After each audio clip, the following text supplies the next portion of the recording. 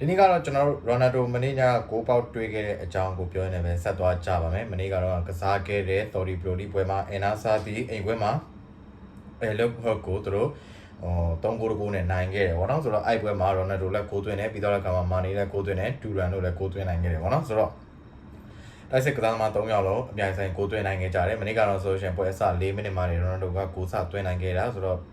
သူ Duran ကန်တာပြန်ထွက်လာတာကိုထပ်ပြီးထပ်ဆင့်ကန်သွင်းခဲ့တာပေါ့နော်။ဆိုတော့ဒီသွင်းကိုကြောင့် Ronaldo အနေနဲ့Al-Nassr ကစားသမားဘွားမှာဆိုရှင်သူ့ရဲ့သွင်းကိုရတဲ့ဒီ62ကိုရှိသွားခဲ့ပြီးတော့ကမှသူ့ရဲ့ carrier တခြားသွင်းကိုကလည်းကျွန်တော်တို့900နဲ့မှ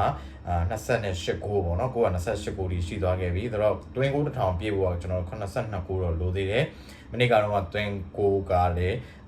သူ့တော်ဒီလိုမျိုးနောက်ထပ်သွင်းကို1000အိမ်မက်အတွက်ဆက်ပြီးတော့ခြေလန်းတစ်လန်းဆက်လန်းနိုင်ခဲ့တဲ့အနေအထားလို့ကျွန်တော်တို့ပြောရမှာပေါ့နော်ပြီးတော့တဲ့အခါမှာမနေ့ကတော့ Al-Nassr ရဲ့နိုင်ပွဲဒီသူတို့တော်လေးတက်မှုရှိခဲ့တဲ့အဆင့်3နေရာကိုမပေးစရာရက်တည်မှုအဆင့်3နေရာကိုသူတို့ပြန်ပြီးတော့တက်လှမ်းနိုင်ခဲ့တယ်ထိပ်ဆုံးနေရာက AD ဟန်နဲ့တော့သူတို့10မှတ်လောက်ကွာနေတော့မယ်ပြီးတော့လည်းကမှဒုတိယနေရာကAE လည်းနဲ့တော့ AE လည်းပေါ့နော် AE လည်းနဲ့တော့သူတို့တပွဲပို့ကစားလာပြီးတော့3မှတ်ကွာနေတယ်ဘယ်လိုပဲဖြစ်ချန်ပီယံစုမျှော်လင့်ချက်ကတော့ Al-Nassr တော့တိတ်ပြီးတော့မရှိတော့ဘူး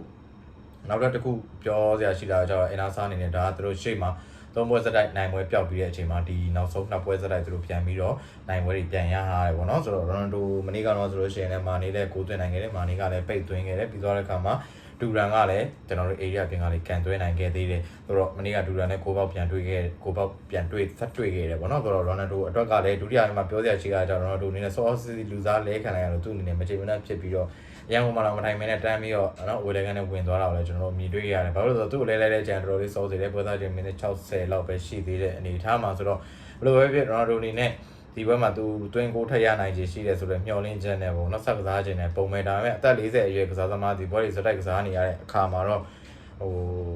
ထင်သလောက်တော့မလုံနိုင်ဘူးပေါ့နော်ဒါကနီးပြဘက်ကအမြင်ကလည်းမှားတယ်လို့တော့မဆိုလို့ Ronaldo ကလည်းသူ့အမြင်နဲ့သူပဲသူကလည်းဒီပွဲမှာတက်တောင့်တက်တာနဲ့နိုင်နေပြီ3-0ဖြစ်နေတယ်3-1တော့ဒုတိယမှာ3-9တော့ပြန်ဖြစ်သွားတယ်ဒါပေမဲ့သူ6ဆက်ရမယ်လို့သူကတော့ယုံကြည်ချက်ရှိခဲ့တဲ့ပုံမဲ့အဲဒီနောက်မှာတော့တယောက်ထုတ်ခံလိုက်ရပြီးတော့Al-Nassr နဲ့တယောက်ရောက်စားခဲ့ရပေမဲ့ပွဲရတဲ့ကတော့ကြီးကြီးမားမားပြောင်းလဲသွားတာမျိုးမရှိဘူးပေါ့နော်ဆိုတော့ကျွန်တော်ဒီနေ့တော့ Ronaldo 6ပေါက်တွေ့ခဲ့တဲ့အကြောင်းကိုပြောနေမှာကျွန်တော်နောက်လည်းပဲရန်နာချင်ပါတယ်မနက်ဖြန်မှာကျွန်တော်ဒီစနေညရဲ့တူချာပွဲတွေတူချာဖြစ်စဉ်တွေအကြောင်းတွေကိုကျွန်တော်ပြန်လာနိုင်အောင်စူးစမ်းပါမယ်အားလုံးကိုကျေးဇူးတင်ပါတယ်